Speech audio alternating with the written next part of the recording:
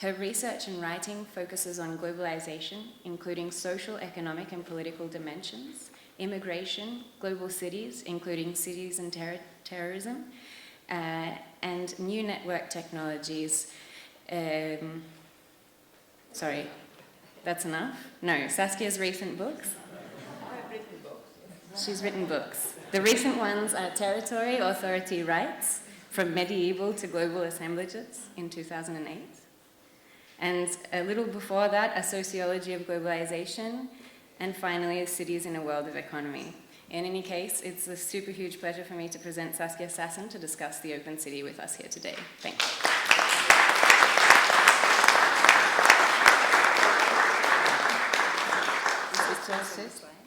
Okay, very good. All right.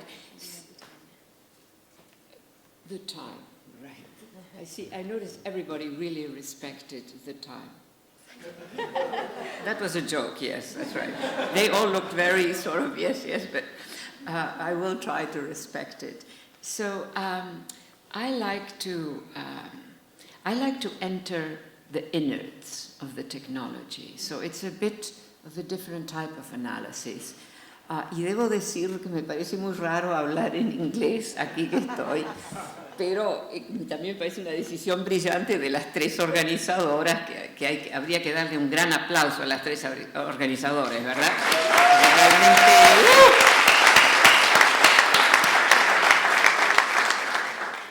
Y internacionaliza y facilita que sea en inglés. So I'm now going to shift to English. And I, of course, have a foreign accent in English, which I also am very happy about, actually. But anyhow, so first I want to just give you a bit of these entrañas, no? In Spanish, entrañas. Innards is a very strong word. What are we really talking about when we talk about this technology, rather than taking for granted the capabilities that get deployed? So these are sort of the three subjects that I want to address.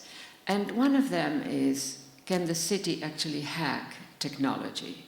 Technology is a variable.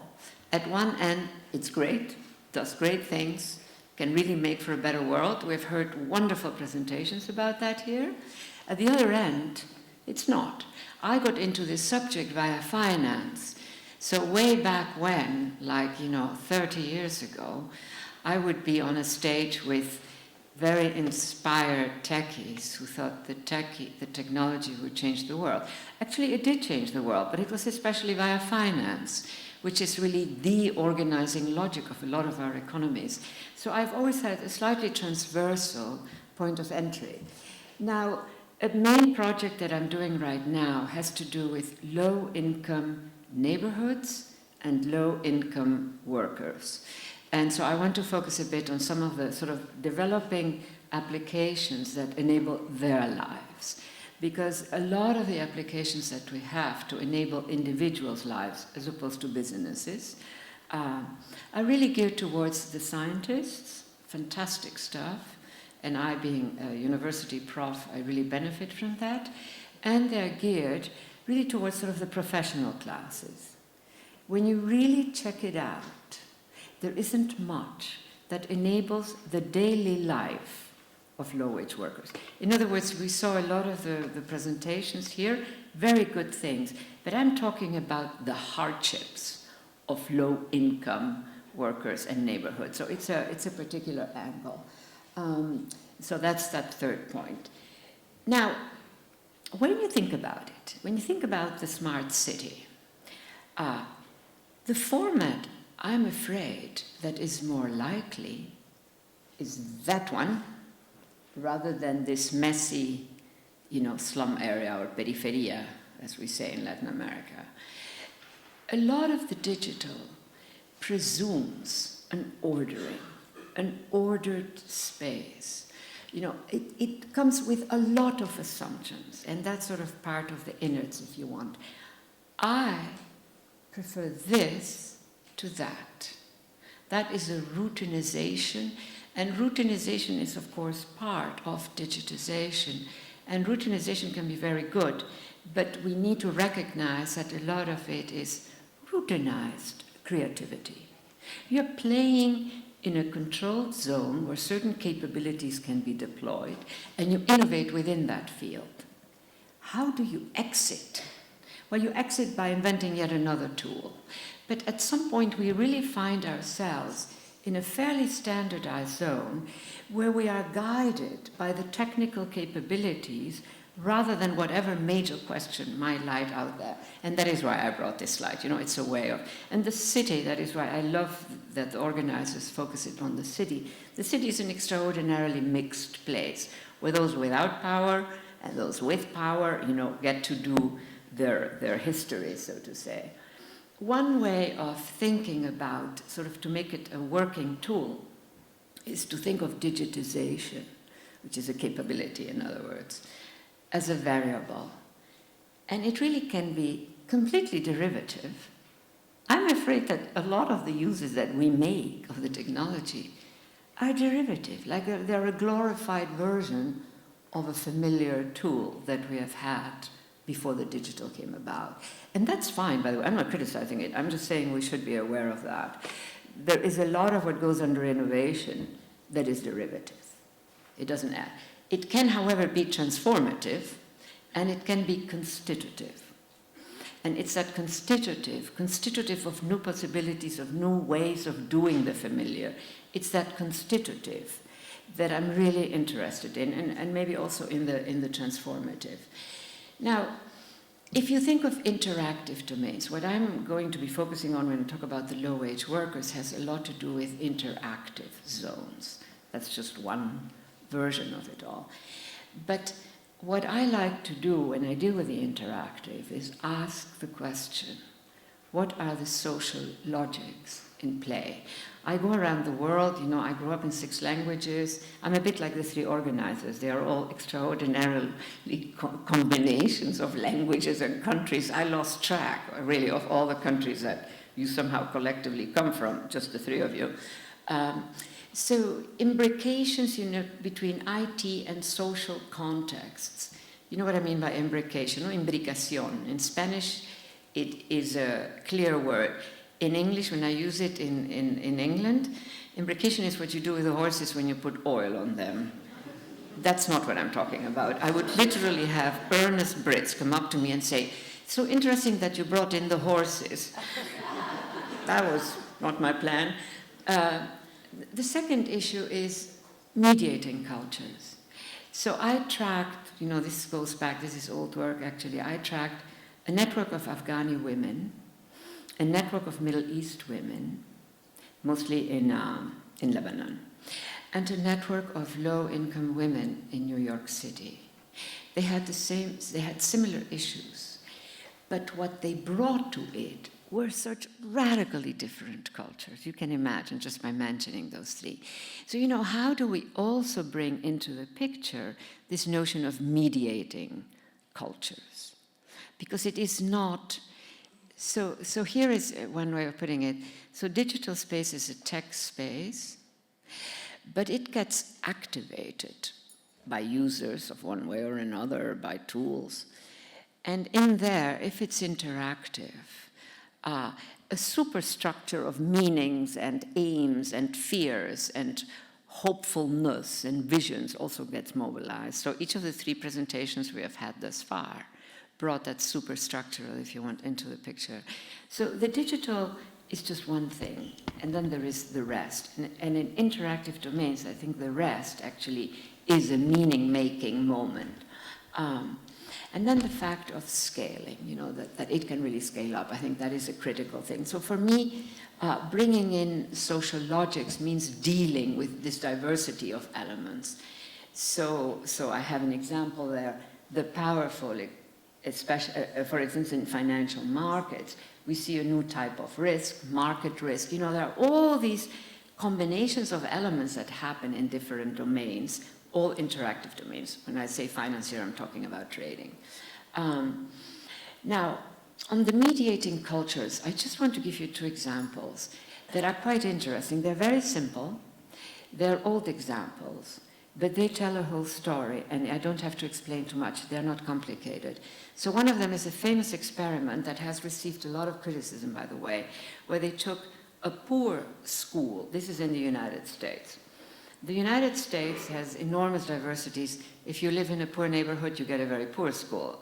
It should just be the opposite, you understand, but it isn't. And if you live in a rich neighborhood, you get a rich. It really replicates the inequality. It's savage when you think about it. But anyhow, and so they use students same age, same sort of general level of understanding, intelligence, and accomplishment, and they put them in front of long table with basically terminals that they could. And the low-income kids, the first thing they did was to access all kinds of zones of desire, where you can shop this thing, where you can listen to that music, etc. The rich kids, what they did, they didn't bother at all with that. They networked with the people who were sitting next to them. They could have talked, but the point was, for them, it was about networking. Now, clearly, the interpretation, this is the controversial part, and I don't want to discuss that interpretation. The interpretation is that the rich kids knew the value was in their other rich kids. Why bother with static sites that you can access at any moment, when here you have all of these potential sources of future powers? You get the picture, right? Am I clear or not? Yeah, right. And the poor kids, no value. They did not value their neighbors at the table, the other poor kids. They valued the possibility, because so many of them didn't really have a computer at home. And so, you understand that is a rather strongly charged interpretation, but it gives you an idea of something of what I'm getting at when I'm speaking about mediating cultures. Finance, I could give you a whole set of other examples on that. Now, so one kind of formation that I'm interested in mixes the two. So I call those social digital formations. I like that phrase. I'm not sure if people always understand, but it doesn't matter. So the final point here, but within a given space and time, so you have read the four squares, I hope so. I repeat, but within a given space and time, technologies are also distinctive conditions or capabilities. The example that I just gave you of the kids is one instance of that. Now, if there are two cases that I at least have worked on very hard, where digitization has been transformative and constitutive, it's really with activist movements of a certain kind that thrive on the global. It's changed the landscape. Take human rights issues. One tortured body, recorded by one modest, poor, persecuted grandmother in Mexico City, uploaded by a very efficiently designed, none of the whistles and bells, etc. So quickly you can upload to Amnesty International, becomes a global event. That's amazing. Same thing with environmental issues. So the world, that is a world where it has made a lot of difference. Interesting footnote. Many of these people, I looked at human rights activists and environmental activists in very, very problematic situations. Many of these people, they are not really online a lot. It would expose them too much, etc. What they have, however, is an experience that is a subjective experience of being part of a larger network. It cannot be reduced to the active using of the technology, because they barely connect with others. It is about some sort of understanding of I'm not alone. And here I want to emphasize something, that this is a kind of shadow effect of the technology, that it doesn't mean that you have to be continuously online. It has already changed the lives of these people who feel I'm not alone, and they feel they are in touch with the network, even though they are barely in that network. And so one distinction that comes out of that for me is communication. The whole notion, there's a very strong understanding, at least where I circulate, that this technology is about communication. this technology should not be flattened into that. There's something else happening. Now, I know that I meant to talk about cities. I totally forgot that. I'm sorry. But I better start moving. So here, some of these larger ecologies of meaning become extreme in cities. So here what you have is that you have so many different worlds, so many different ideas, so it really alters this whole space. But again, it emphasizes, it seems to me, that it is not simply about communication.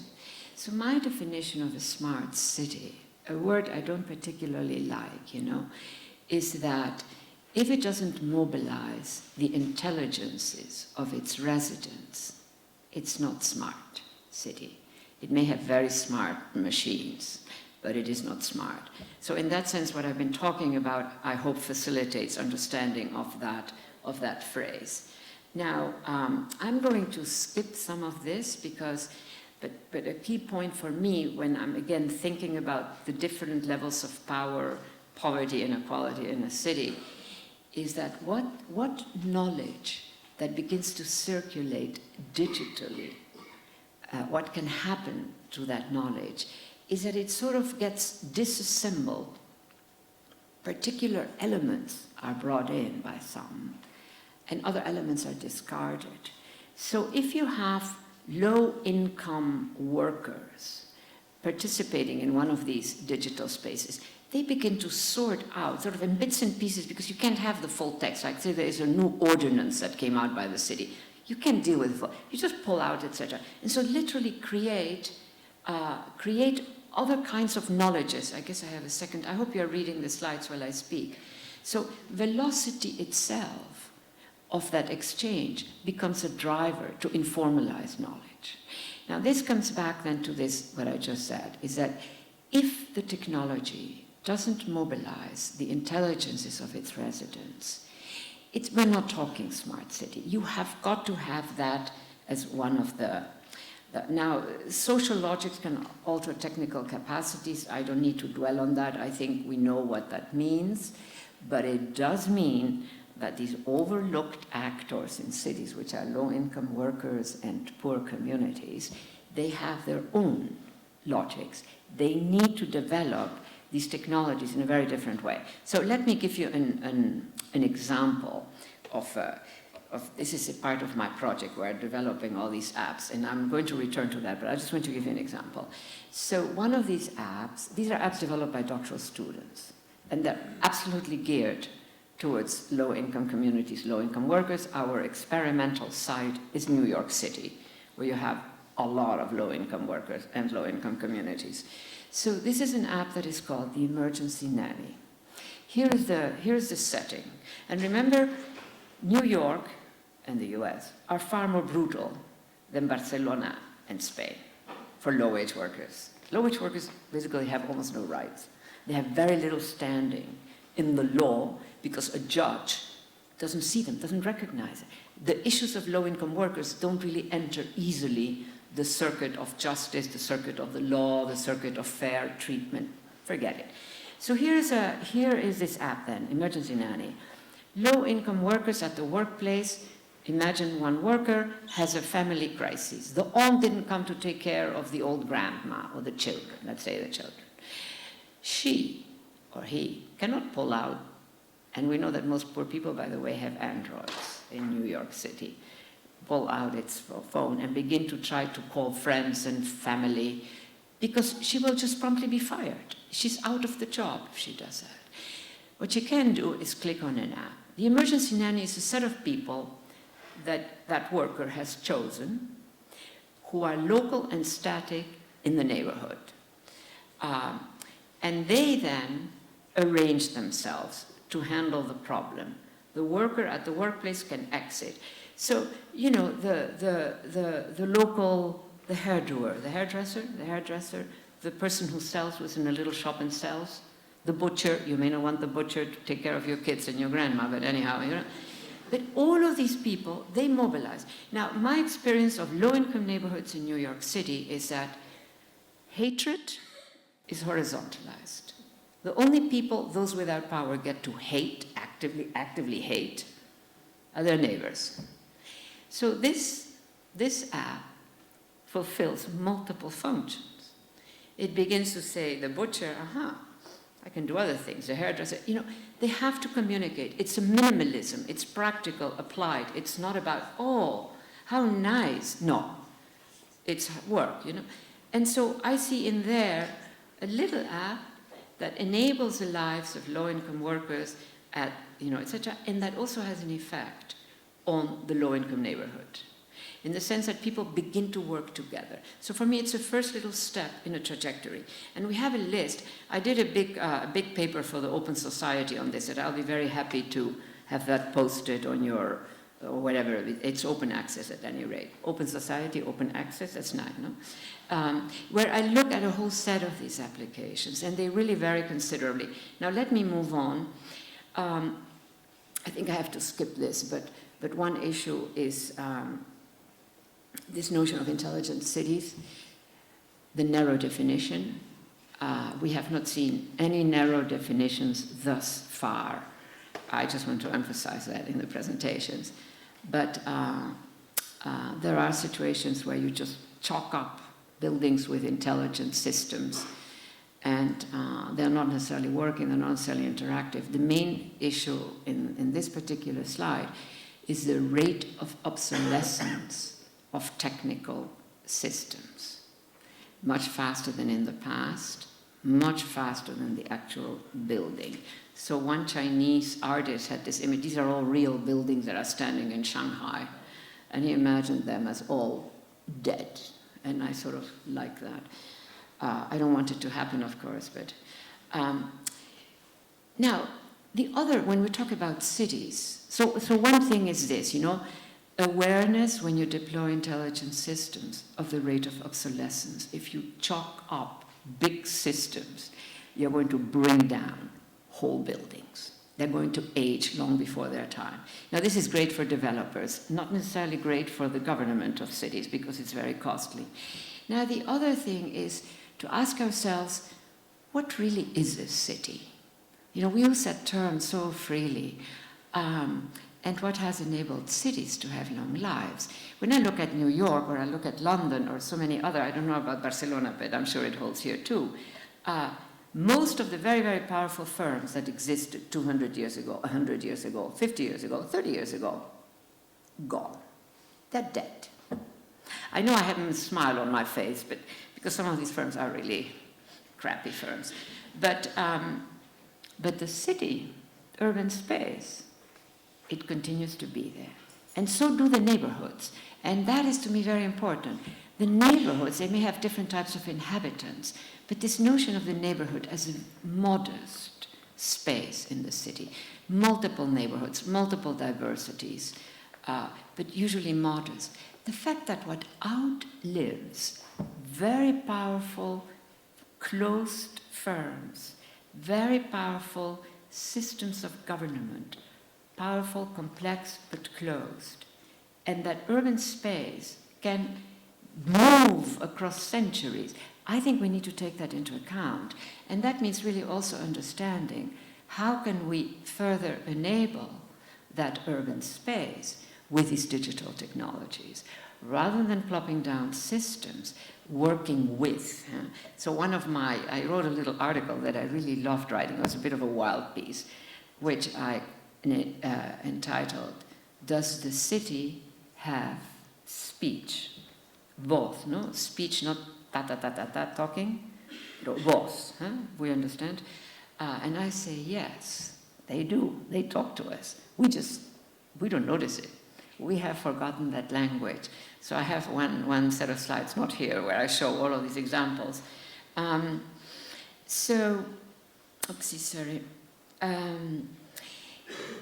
one way of understanding that notion that the city has speech is to say that the city actually is telling us what works. Let me give you a very simple example, which is not elegant, but immediately understood. A great car, a really great car, can handle any terrain, speed, I don't know what all. When it arrives at a crowded city center, all of those capabilities are neutralized. They're killed, basically.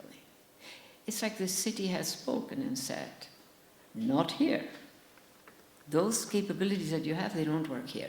When you begin to look at it that way, I have a whole set of cases that I developed around that. You can see that cities do have speech.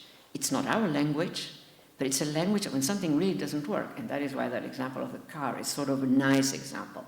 Now, the other thing is, can the city actually hack systems? And here I'm sure that many of you have probably examples in your mind. And by hack, I mean, the original meaning. I mean altering the original design, the designer's design, so to say. And the other question that we need to add, because I've been hinting at it, can technology hack the city? Yes, it can. To me, I don't mean to offend anybody here, okay? I know that there are people who are from this country. That is not urban. That de-urbanizes the city. And that brings in another sort of issue, which is that we are today capable of producing extraordinary densities.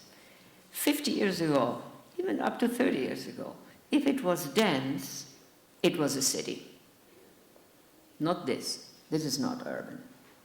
These huge towers, these big mega projects that eliminate urban tissue and that are chock full of great technology, they de-urbanize. Now, de-urbanizing might not be so bad. To me, I mean it a bit as a negative, I confess. But the city, coming back to the city as a hacker, the city is a hacker of spaces, of technologies, of individual self-interest. Here I have a few nice examples. I might mention one. And that's the key point, maybe, of excessively rigid technological systems. So if we're going to develop the smart city, we have to, I think, take this stuff into account.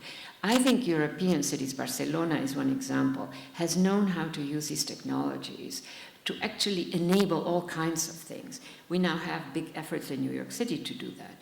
But in many ways, and let me just give you a micro moment, a micro setting, when the leadership of the city wants to see, well, what can we do? They call in technologists, mostly from big firms. And here is what happens in that exchange. The technologists tell the mayor and his her specialized staff, they can do this with this and they can do that with that. I tell the mayors, no, that's not the way you want to go. You want to, yes, have them come in and you tell them, I have this and this problem. I would like to do this and this. How can you help me? So what we have had is a lot of city governments buying all kinds of technology that put them on the map on some, on some type of vector, like the tech vector. But nothing is happening. It really is not, it doesn't do much. It just introduces complex, mostly corporate control. The corporations keep the control. That is not a smart city. It has a lot of smart technology in it, but it actually, I would say, de-urbanizes the city.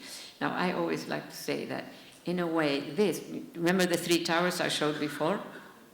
This is more urban. This is an artist's representation. Taking an oil platform and making it, it urbanizes the old platform rather than de-urbanizing the city. Now, this is the city. I just see, oh my God, I have 2 more minutes. We have a huge clock here, so we are being controlled. You don't see it, but we are. So this is my project on the future of work and tech. And so you can read that first paragraph, etc., and the final point, this is really what we're working on. There should be more innovations that meet the needs and constraints of low-wage workers. Again, in some countries, low-wage workers have a few more rights than in the United States. Now, I already talked about these examples. I want to run through this. There is a second issue that is emerging, which is the absence of sufficient legal experts who know how to handle the technologizing of work situations.